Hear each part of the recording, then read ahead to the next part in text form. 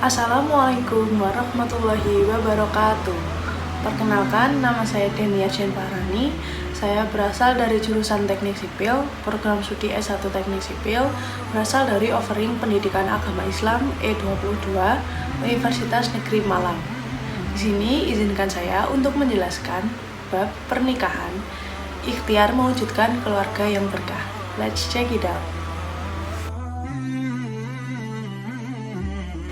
Sebelum melanjut ke hal yang lebih lanjut, kita perlu mengetahui bahwa Allah telah menciptakan laki-laki dan perempuan cara bersuku-suku dan berbangsa-bangsa untuk saling mengenal satu sama lain. Hal tersebut merupakan salah satu tahap pertama untuk menuju gerbang pernikahan, sebagaimana dijelaskan oleh Allah pada Quran Surat Al-Hujurat ayat 13 yang berbunyi, A'udzu billahi minasyaitonir rajim. Bismillahirrahmanirrahim. Ya ayyuhan nasu inna khalaqnakum min dzakarin wa untha wa ja'alnakum syu'uban wa qaba'ila lita'arafu. Inna akramakum 'indallahi atqakum. Innallaha 'alimun khabir. Yang artinya, wahai manusia, sungguh kami telah menciptakan kamu dari seorang laki-laki dan seorang perempuan. Kemudian kami jadikan kamu berbangsa-bangsa dan bersuku-suku agar kamu saling mengenal. Sesungguhnya yang paling mulia di antara kamu di sisi Allah ialah orang yang paling bertakwa. Sungguh Allah Maha mengetahui dan meneliti. Quran Surat Al-Hujurat ayat 13.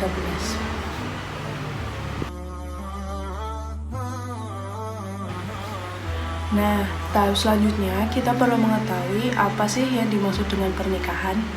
Pernikahan berasal dari kata an-nikah yang artinya berkumpul, bersatu, dan berhubungan. Sehingga definisi pernikahan yaitu seseorang perempuan dan seseorang laki-laki menjadi sebuah hubungan yang halal yang bertujuan untuk menyempurnakan ibadah kepada Allah Subhanahu wa taala dan juga mendapatkan ridho Allah Subhanahu wa taala.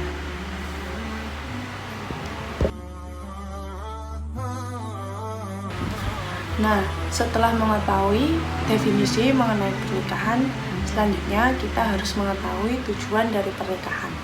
Tujuan dari pernikahan yang pertama yaitu menjalankan perintah Allah, sebagaimana dijelaskan pada Quran Surat An-Nur ayat 32 yang berbunyi, A'udzu billahi minasyaitonir rajim. Bismillahirrahmanirrahim. Wa ankihul ayama minkum wasolihina min ibadikum wa imaikum iyakunu fuqara'a yughnihimullahu min fadlih wallahu wasi'un alim. Yang artinya, dan kawinkanlah orang-orang yang sendirian di antara kamu dan orang-orang yang layak berkawin dari hamba-hamba sayamu yang lelaki dan hamba-hamba sayamu yang perempuan. Jika mereka miskin, maka Allah akan mampukan mereka dengan karunia-Nya, dan Allah Maha luas pemberiannya, lagi Maha mengetahui. Quran Surat An-Nur ayat 32. Yang selanjutnya, tujuan pernikahan yaitu menyempurnakan separuh agama, sebagaimana dijelaskan pada hadis riwayat Al-Baihaqi, yaitu artinya jika seseorang menikah maka telah sempurna separuh agamanya. Karenanya bertakwalah kepada Allah Subhanahu wa taala untuk separuh yang lainnya. Yang ketiga yaitu menjalankan sunnah Rasul. Barang siapa yang melaksanakan pernikahan maka telah menjalankan sunnah Rasul. Yang keempat yaitu meningkatkan ibadah kepada Allah. Yang kelima, membentengi diri dan menundukkan pandangan. Yang keenam yaitu menjaga diri dari hal-hal yang tidak diinginkan. Yang ketujuh yaitu mendapatkan ketenangan hati. Yang kedelapan mendapatkan keturunan yang soleh solehah. Yang kesembilan yaitu membangun generasi yang Islamiyah.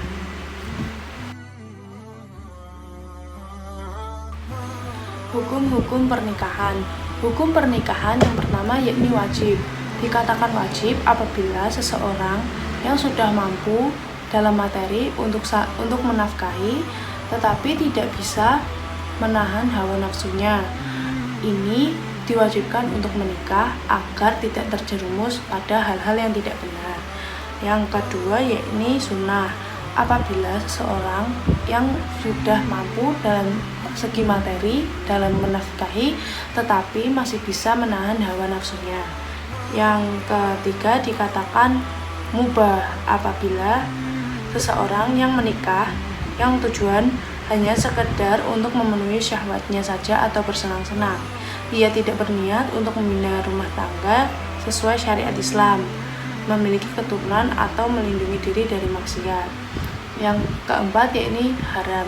Dikatakan haram apabila tidak mampu menafkahi baik segi lahir maupun batin.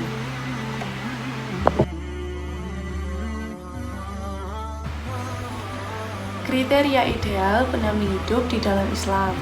Hendaknya seorang muslim atau muslimah memilih pendamping hidup yang berakidah kuat, beribadah rajin, berakhlak mulia, yang berpakaian dan berdandan sesuai dengan syariat Islam, yang senantiasa menjaga diri dan kehormatannya, yang fasih dalam membaca Al-Quran, yang mampu membimbing hingga ke surganya dan mengetahui ilmu agama secara mendalam, dan masih banyak lagi.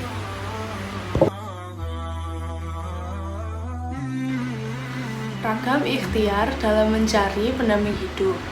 Beberapa ragam yang dapat kita lakukan untuk berikhtiar mencari pasangan hidup. Yang pertama yaitu memperbanyak munajat kepada Allah Subhanahu wa taala. Yang kedua, meminta orang tua atau wali untuk dicarikan jodoh.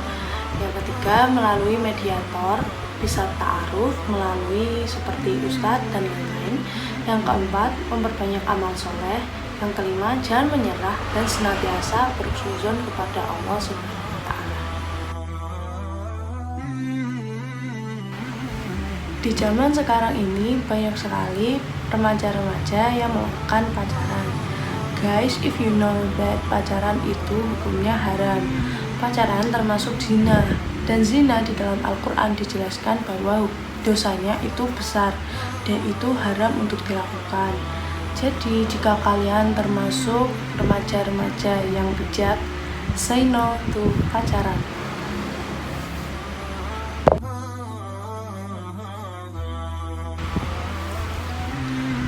Kenikmatan dalam pacaran itu hanyalah nikmat sesaat dan sebuah tipuan yang nyata.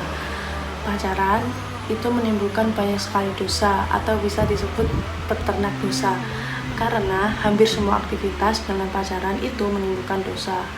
Nah, kerugian-kerugian apa sih yang kita dapat kalau kita pacaran? Yaitu kita buang-buang waktu untuk diri sendiri, kita terganggu studi atau belajarnya.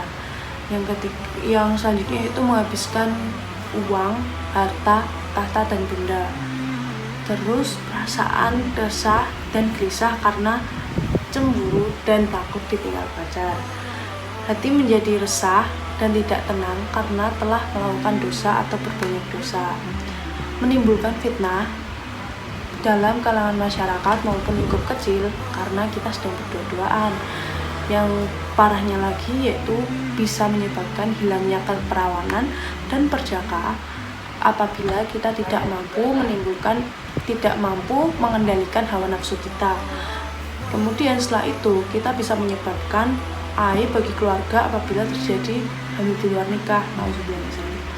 Kemudian menimbulkan efek sakit hati, bahkan ada juga yang sampai bunuh diri karena putus cinta. Terus kalau sedang bertengkar nih, itu kayak galau gitu, itu sangatlah membuang waktu guys. Ya pokoknya banyak sekali kerugian-kerugian yang kita dapat dalam ketika kita melakukan pacaran. Lebih baik kita bersabar sambil memperbaiki diri. Insya Allah kita akan diberikan oleh Allah, pasti diberikan oleh Allah seorang yang sangat terbaik dan terbaik untuk kita.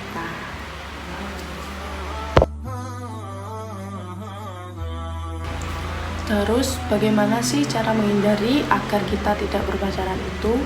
Yang pertama, kita selalu melaksanakan perintah Allah. Yang selanjutnya, kita mengetahui apa sih kerugian dan keburukan ketika kita melakukan pacaran. Kemudian hukum pacaran itu haram, jelas-jelas tidak diperbolehkan. Kita harus menanamkan hukum itu dalam diri kita. Kemudian dampak negatifnya itu sangat banyak. Terus kita juga harus yakin bahwa Allah telah mempersiapkan seseorang yang terbaik untuk kita, dan jodoh itu sudah diatur oleh Allah Subhanahu wa Ta'ala. Kita lebih baik memfokuskan diri dalam seperti beribadah, studi, dan melakukan aktivitas-aktivitas yang bermanfaat.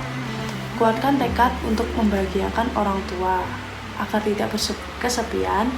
Kita dapat menambah relasi dengan berteman baik dengan orang-orang yang solih dan soleha.